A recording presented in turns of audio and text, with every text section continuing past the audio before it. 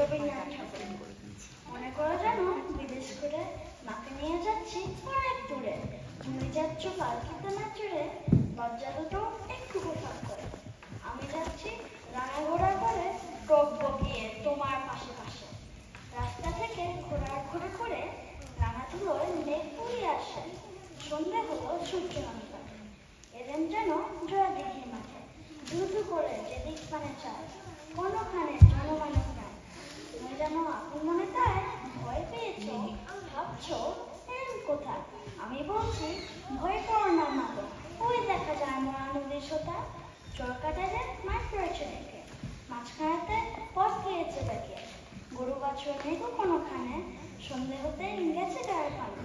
আমরা কোথায় যাচ্ছি কেতা জানে, অন্ধকারে দেখা যায় না ভালো। তুমি যেন বললে আমায় দেখে দিঘির ধারে ওই যে কিসে আলো, এমন সময় হারে রে রে রে রে, ওই যে কারা আসতেছে ডাক ছেড়ে। তুমি ভয় পালকিতে এক কোণে ঠাকুর দেবতা স্মরণ করছো মনে, দেয়ালের হলো পাশের কাটা বনে পালকি ছেলে খাচ্ছে ধর ধর। আমি যেন বলছি তোমায় ডেকে, আমি আছি ভয় কেন মা করো। হাতে লাঠি মাথায় ঝাপড়া ছুরি, কানে তাদের গোজা জোগাড় করি।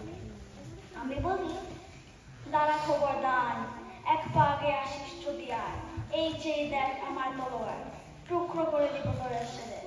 শুনে তোরা লক্ষ দিয়ে উঠে চেঁচিয়ে উঠলো হারে ধীরে ধীরে।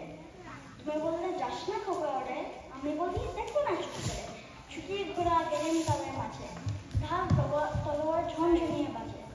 কত ভয়ানক লড়াই হলো মাঝে, শুনে তোমার গায়ে দেবে কাটা, কত লোক যে পালিয়ে গেল